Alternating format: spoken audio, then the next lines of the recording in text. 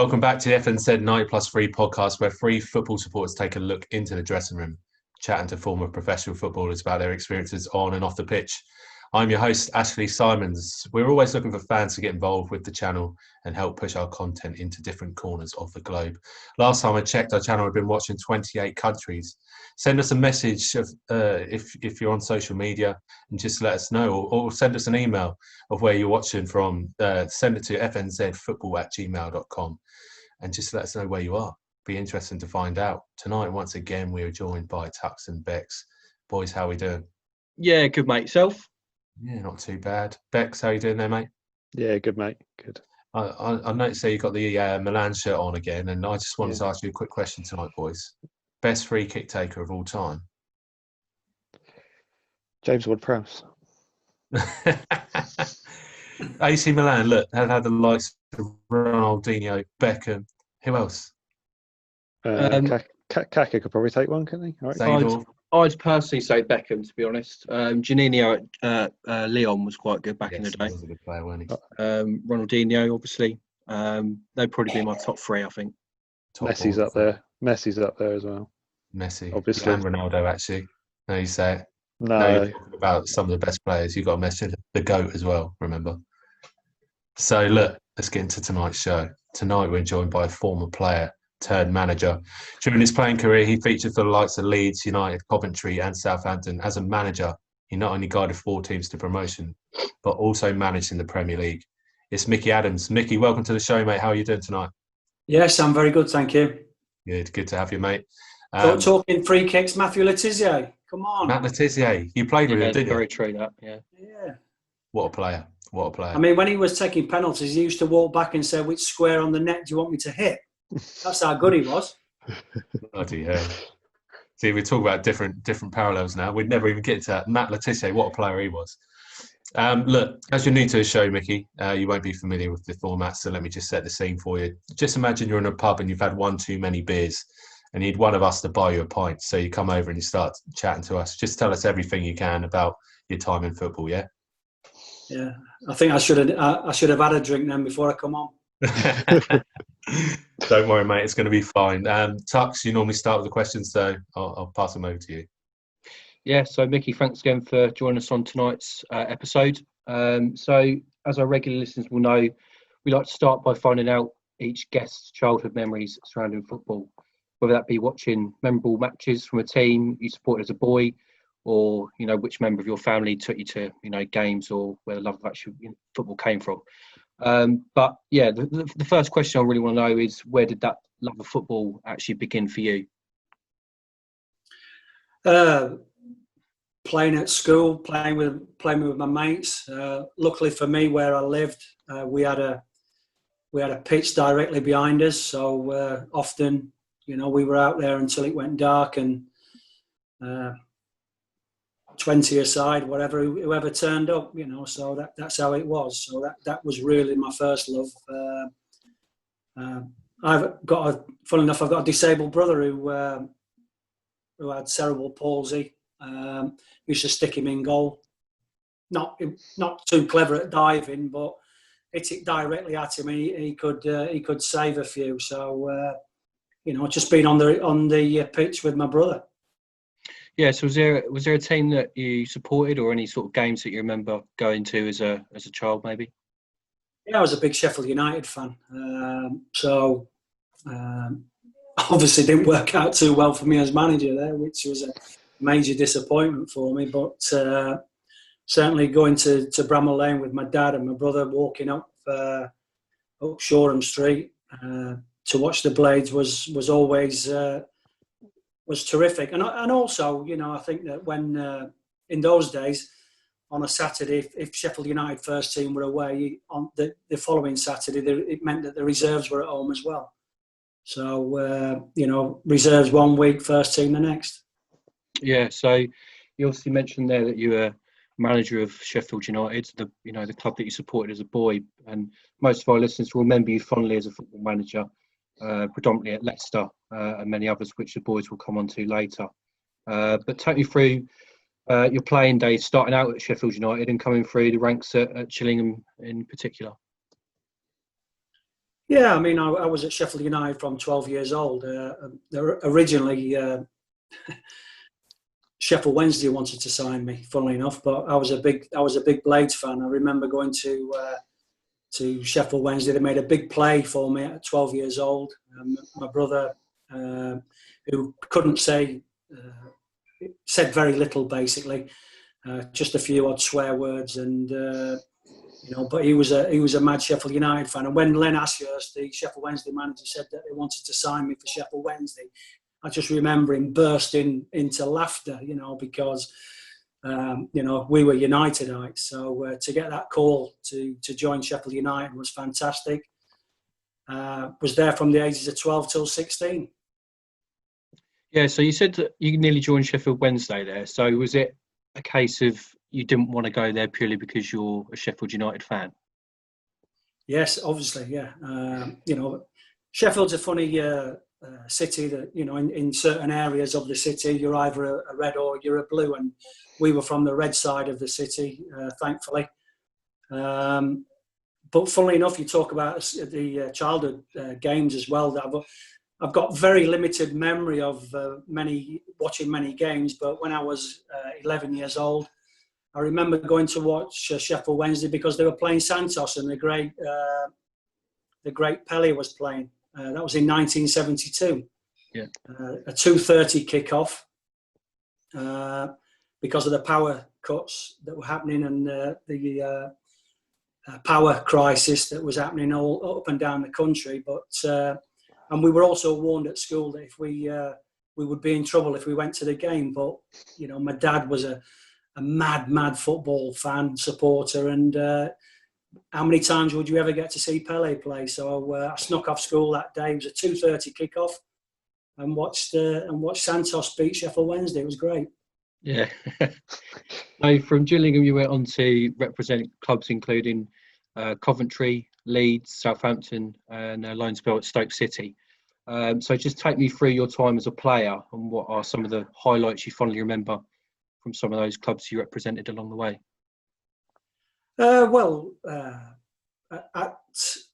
At 16 years old, I got booted out by Sheffield United. There was a change of manager. The youth coach, who was fully supportive of me, he got a job as a chief scout down at Gillingham. So when I was released by Sheffield United, I went down there on trial. And, at 16, and this is a story for all aspiring kids, really, that how your life can change in a year. At 16, I was released by Sheffield United. At 17, I made my Gillingham debut in the old third division or fourth division, and I played 4 times for England youth. So don't give up.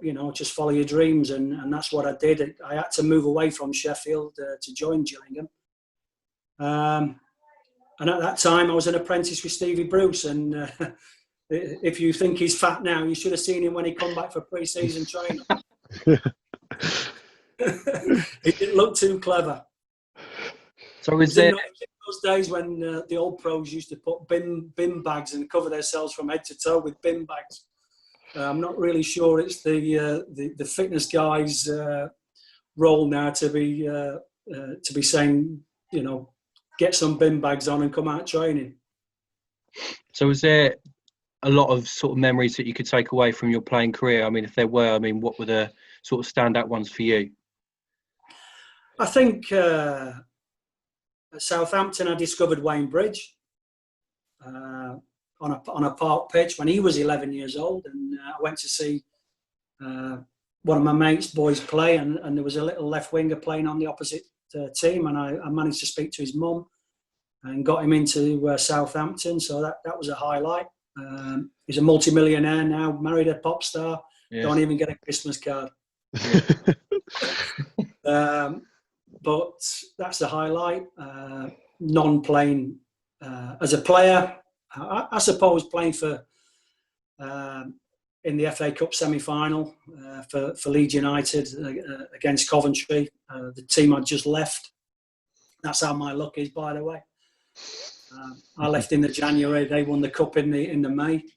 But I enjoyed that. And then I think playing at Southampton and showing confidence and belief in my abilities in the Premier League and playing alongside, the likes of Shearer and Letizia, the Wallace brothers, Razor Ruddock, some good players, and establishing myself as a Premier League player. I was a hod carrier. I had no false pretenses about me as a footballer. I used to work hard and give it to the players that could produce a bit of magic now and again. Right, Micky, I wanted to speak to you about your early managerial career, which led you on to your time at Leicester City. You started out as a player manager, something we saw a lot of at the time in the lower leagues. Fulham was your first opportunity, and despite getting the club promoted with absolutely zero funds to use, Mohamed Al-Fayed came in and replaced you with Kevin Keegan. After that, you quickly found a job at Swansea. A short 2-week break in Wales saw you quit the job because of a lack of promised funds being available to you. 10 days. I know. 7 days, was it? 10. 10 days, bloody hell. You didn't hang around for long then. You then moved on to Brentford, who, despite your efforts, you couldn't keep them from being relegated. You were then replaced by Ron Notes, who bought the club and then made himself manager.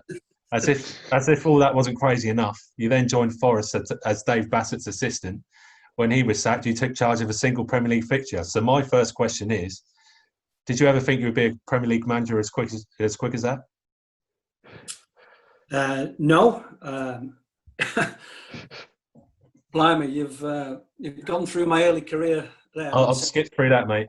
There's too much. I've got many questions. It sounds like a roller coaster ride, and to be fair, it was. I remember taking over from Ian Brandfoot at Fulham, 91st in the football pyramid, and staring the National League in the face, but managed to steer the ship clear that day. And it's a lesson for all young managers, because I think when managers get jobs, they think everybody wants them to succeed. And we actually had a groundsman there who was a right twat, to be fair. Ian Brandfoot was known for his long ball stuff. If there's any Southampton fans out there, he used to like sticking the ball into the channel and getting people turned. I took over from him. I said to the groundsman on the first day I took over from him, I said, listen, I want to play a different style of football. Keep an eye on the weather. If it's looking a bit dry, put some water on it. I want the surface nice and slick so we can get the ball down and play. And basically what he was trying to tell me was that he will look after his pitch how he sees fit to. And what he did was he verti-drained it before the game, which meant there was putting big holes in it. Any water that was there would seep through. It was dry as a bone. It was bobbly as anything. And he was basically telling me that he was the boss of his pitch. He was also in a group called Out. And this is an important story, because this group called Out used to hire an executive box. And they were all associated with Fulham. And whoever was the manager at the time, the group called themselves Out, and they started it when Alan Dix was manager of Fulham, so it was Dix Out, basically. They thought it was quite funny. But whoever was manager at the time, they wanted him out. It didn't matter who he was. So this groundsman not only did the pitch, but he wanted me out of the job as well. Luckily for me, I outlasted him. But yeah, it was Ron Nodes coming into Brentford. I mean, how's me luck? And I remember that day as well. I'd been on holiday. I got the call to come and see him. I'd already seen in the newspapers a way that he had bought the football club. That's Brentford. And I remember getting into his office early because I had the keys still. And I let myself in and put my feet up on the desk. And he walked in and he was surprised that I was there. And he said, well, he was straight down to business. Well, I've bought the club. I said, oh, have you? That's great, Mr. Nodes. Yeah. He said, and I'm going to be manager as well. I went, oh, what a great idea, 2 managers. And he went, no, I'm the manager and you're going. And that was it. That was the end of my relationship with Ron Nodes. So that's unbelievable, really, if you think about it. I mean, Brentford, obviously at the time. Why? Well, we'd actually just avoided being relegated. That was the year that my captain I mean, this is all true. You can look in the archives. Was in the News of the World. And he used to come in immaculately dressed and shoot off very, very early. But he was actually selling his wife for extramarital duties in a sauna. And his form dropped dramatically when the newspapers got wind of it. Bloody hell. I mean, we'll probably get onto that in a little while as well with players getting into the newspapers. But let's move on to your next role of management. I saw you take on the impossible task at Brighton. Not only did you settle the ship, you got them promoted to the second division. You took a punt on a young striker from Bristol Rovers. Many people will know who this is.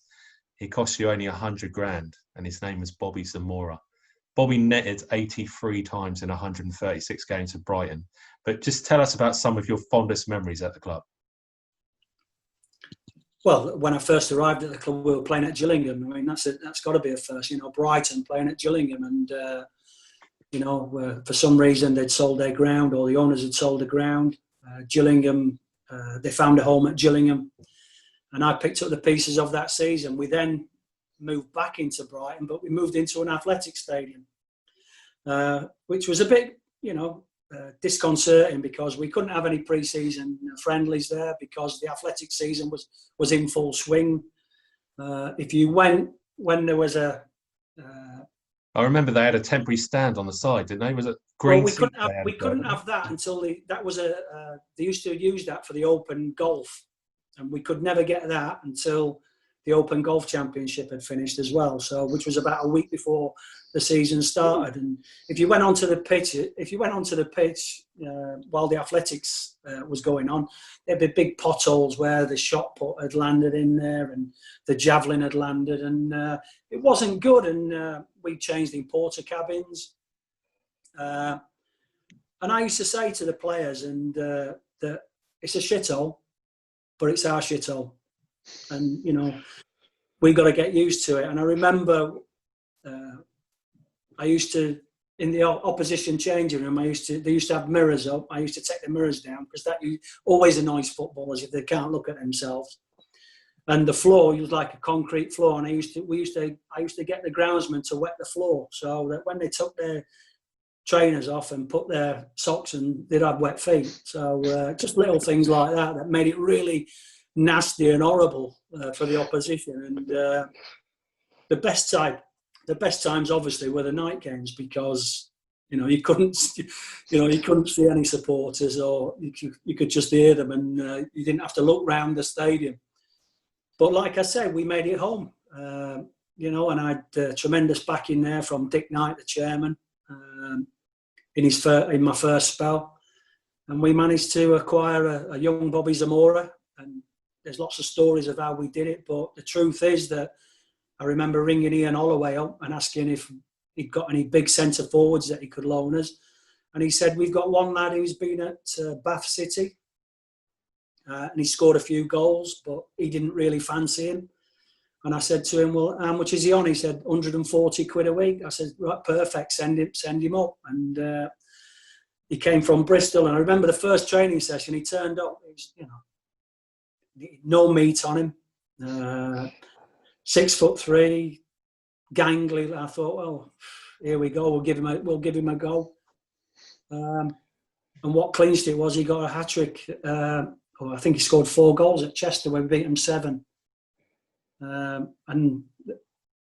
the rest is history. We bought him. Dick managed to acquire him for £100,000, and he went on and on. And he was an intelligent footballer, was Bobby. He could accept, a little bit of criticism at half time if you give it him, and he never sulked. He just came out and stuck his chest out and listened to you.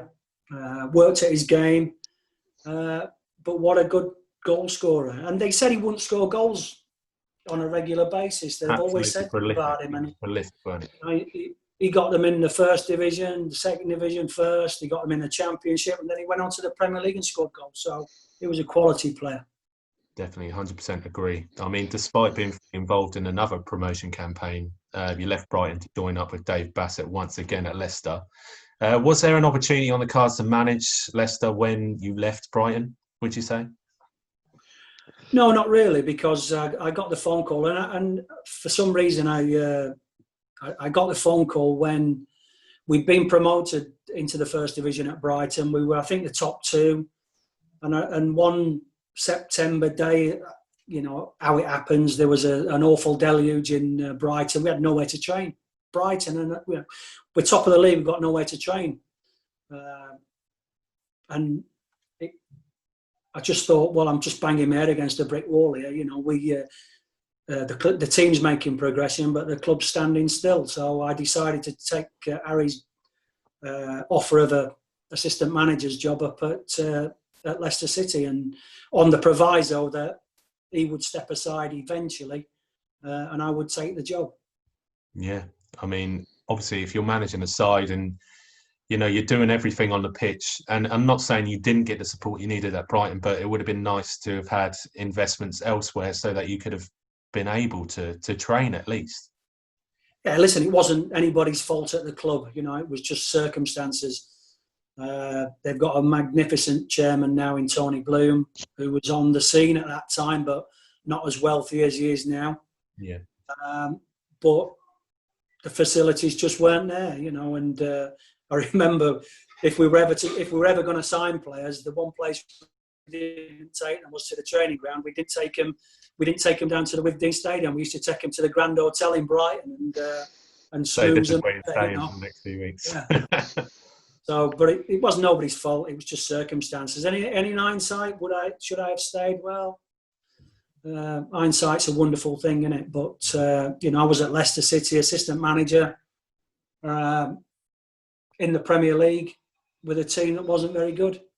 Yeah. So you were appointed. I think you were appointed manager, weren't you? Just as Leicester were relegated, was that right?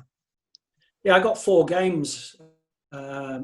As manager at the end of that season, and I was unbeaten, including one down at Fulham. I went back to Fulham and got a 0-0 bore draw down there. The last game at Filbert Street where we beat Spurs 2-1.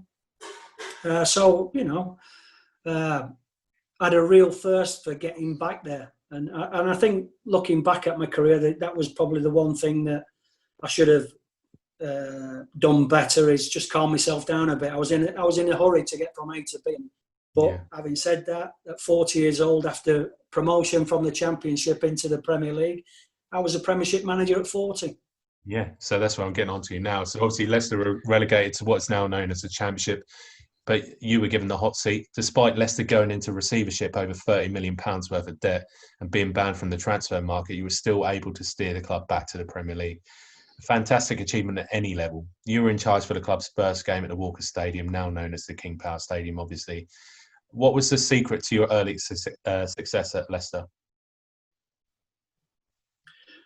Well, all the players that had stayed, and there were some good players. You know, we're talking Muzzy Izzet, Walker, Elliott, Taggart, Andy Impey, Frank Sinclair.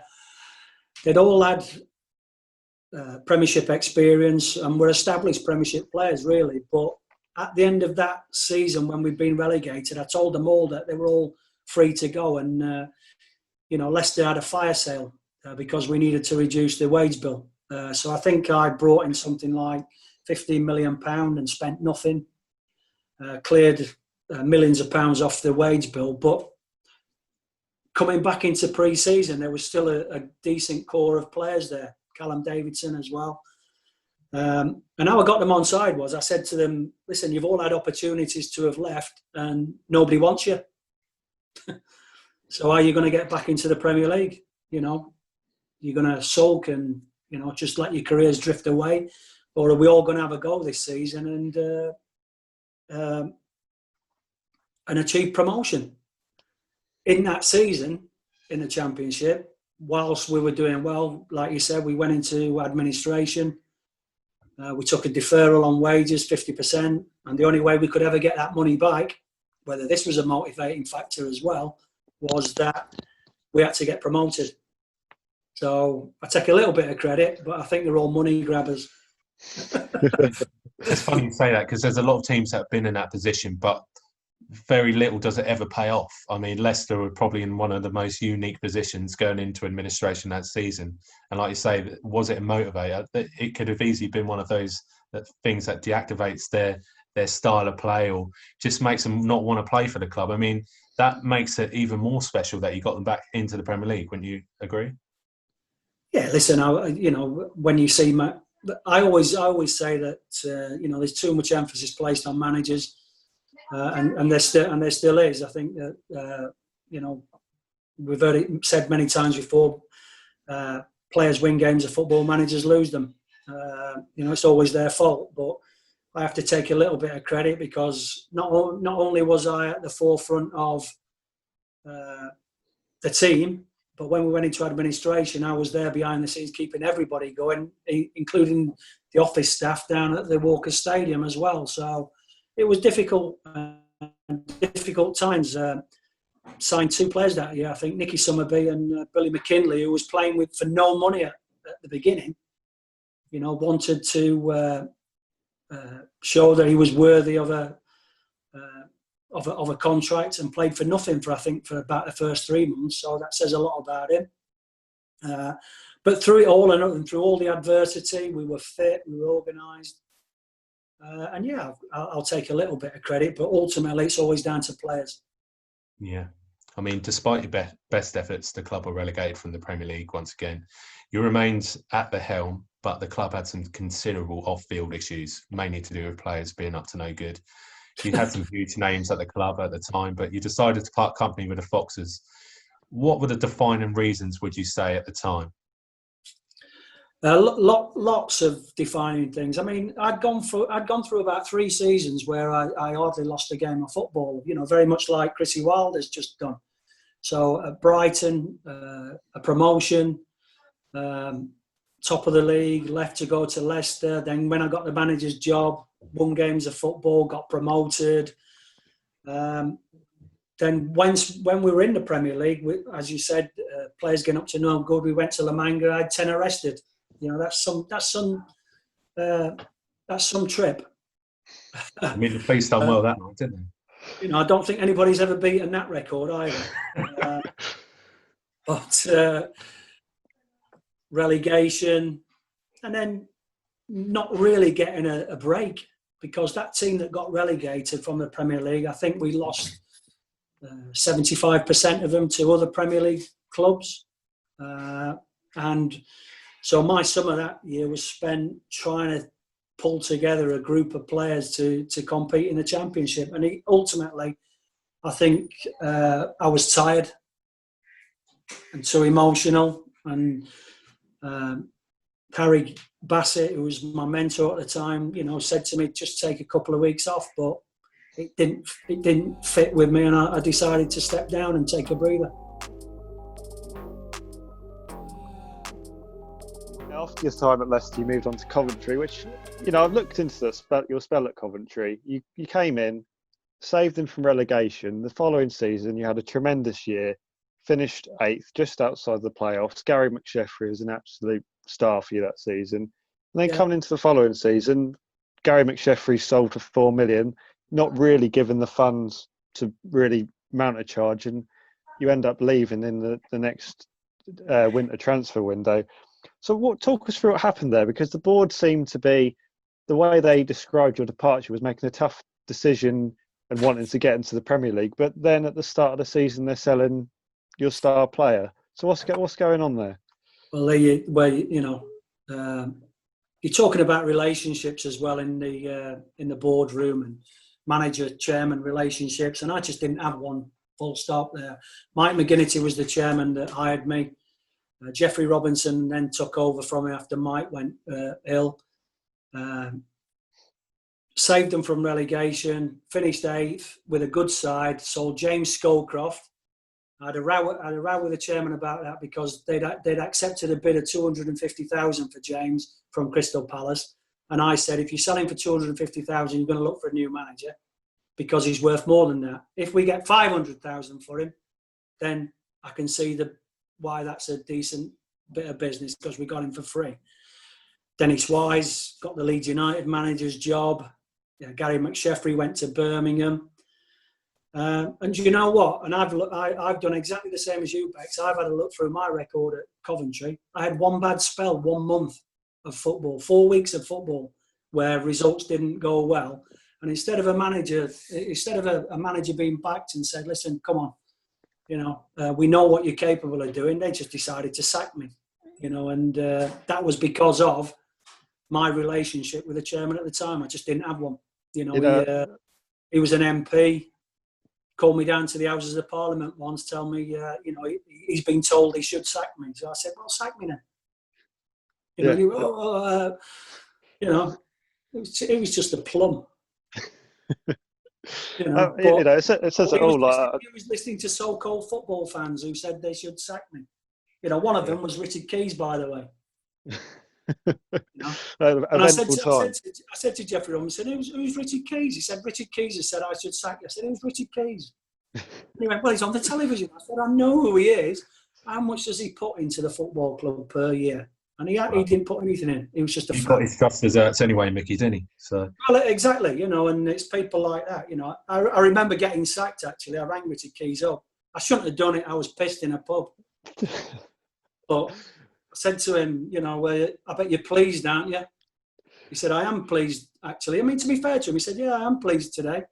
I said, well, next time I see you, you'll go on to Sky Sports looking like Chi Chi the Panda. Because I'm going to stick one right on you. And you know what? From that day to this, I've never seen him. Never seen him. He's a lucky man.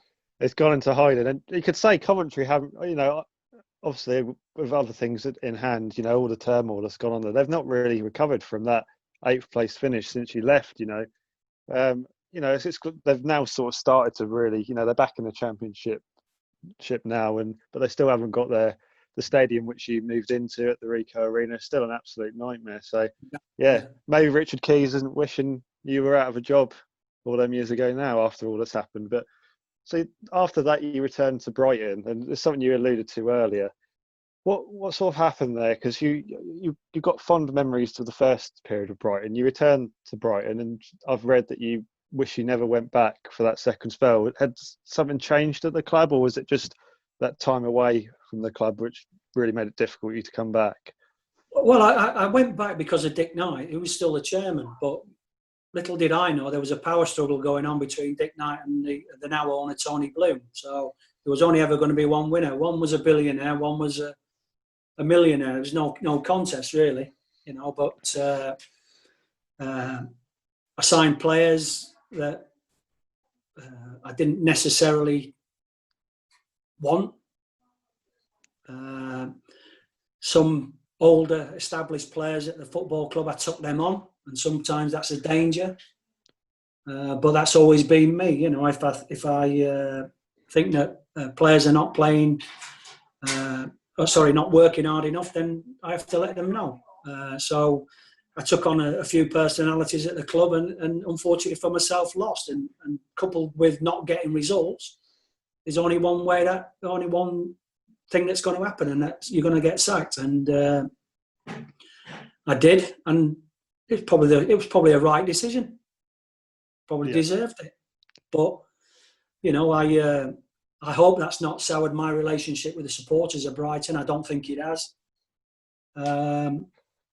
But they say you should never go back, and maybe I shouldn't have done. Well, speaking of going back, we go to your next club, which is Port Vale, a club you started with until you got your, the dream job for you as a lad being a Sheffield United fan.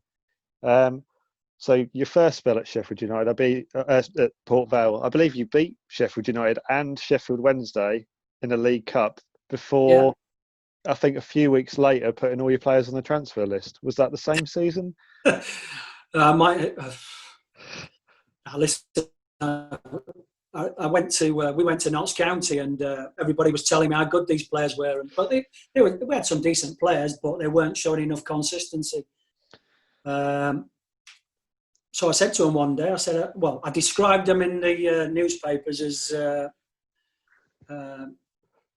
fur coat and no knickers, isn't it? Fur coat, no knickers, And then I said to him, I'll show you how good you lot are. I'll put you all on the transfer list. We'll see who comes in for you. Now, Now, I did get a few offers for a couple of them, but I didn't tell them that. I just said, no, we've had no offers for you. That shows how good you lot are. So let's get on. We've got to redouble our efforts. And, I think a few months later, we managed to beat Queen's Park Rangers away in the Cup. Quite enjoyed that, with Neil Warnock telling me he hadn't put his best side out, which he probably hadn't. Beat Sheffield Wednesday, beat Sheffield United as well. So, happy days. Yeah, I felt a good first spell, but I think nobody can really argue with you taking up that opportunity at Sheffield United. Perhaps not in the best circumstances when you took over at the club, but I think any fan of any club, if they were given the opportunity to manage their side.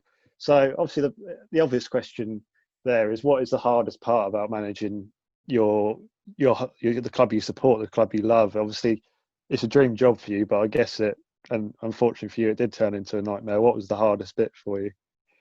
I joined Sheffield United on the 1st of January. Brighton were top two. Port Vale were top two.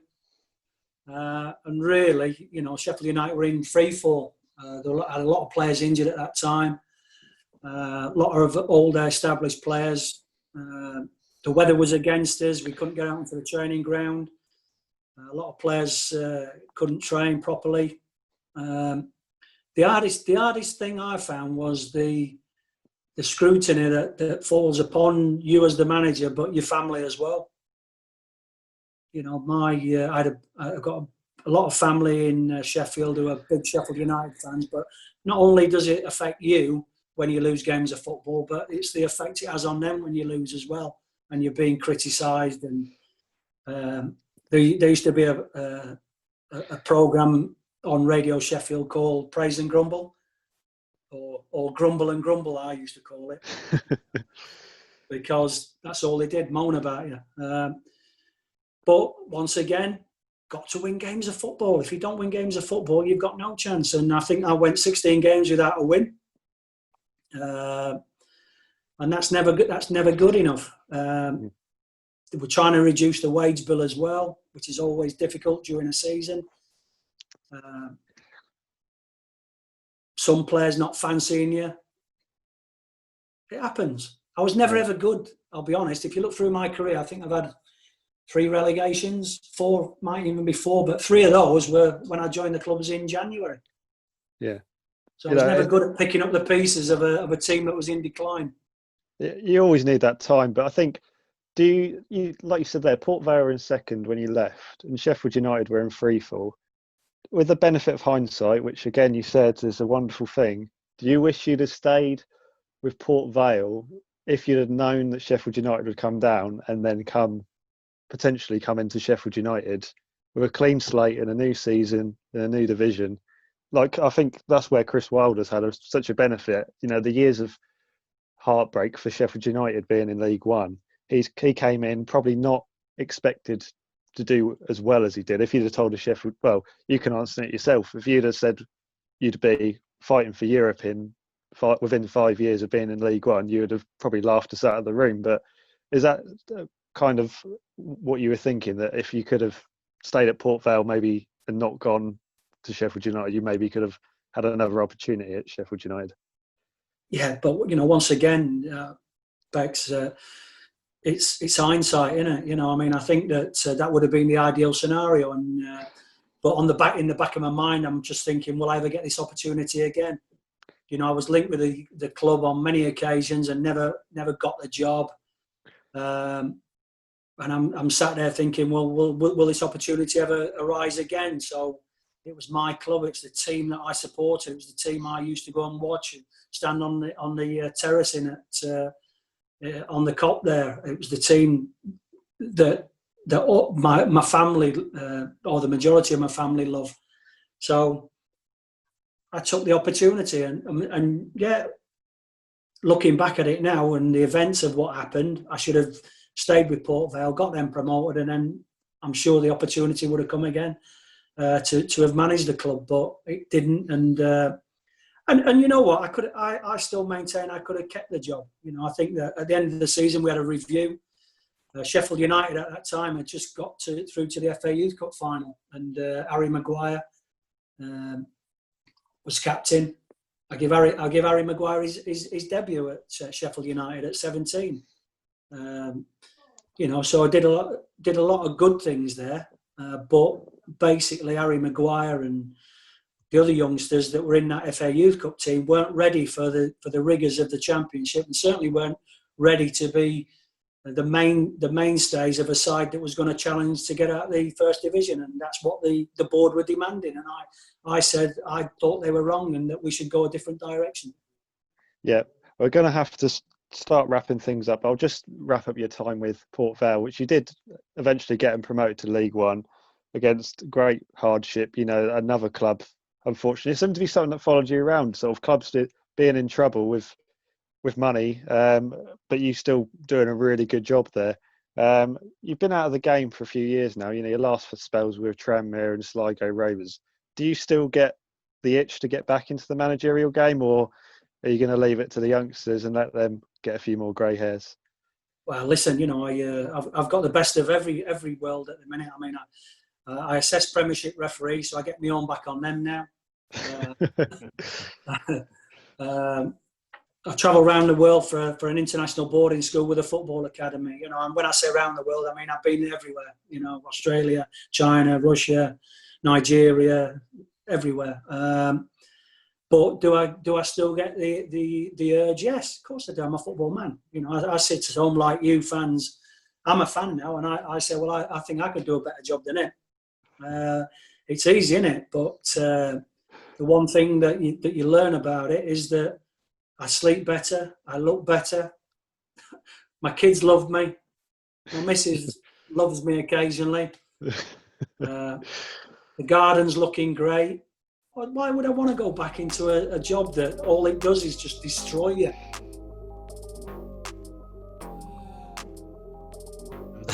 It's been brilliant having you on tonight, mate. Honestly, it's been the most hilarious we've had yet. And I'll definitely look forward to listening to this over again. Just quickly before you go, we ask everyone that comes on this channel, we try and get hold of one player. That player is Dele Adebola. Now, if my sources are correct, they tell me that Dele played under you at Coventry City. Is that right? He did. He was, I have to say, he improved dramatically with my fitness regime that he hated, by the way. If you say to him, Micky Adams 35-second runs, I bet he breaks out in a cold sweat.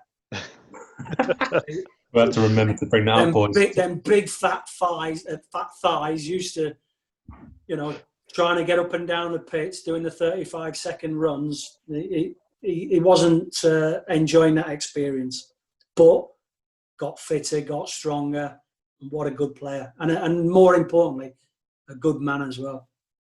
Yeah, well, we're holding out bucks, aren't we, to try and see if we can get hold of him. Any closer, mate? I think so. I think we're getting there. We'll just have to see. We'll have to see if God is on our side to bring the other God back to us to interview. So yeah. Lovely job. Well, Micky, it's been an absolute pleasure having you on tonight, mate. Good luck with whatever you're doing at the moment, and stay safe, mate, all right? Yes, thank you, lads. All the best, eh? Cheers, Micky. Care, mate. Thanks, mate. Bye-bye.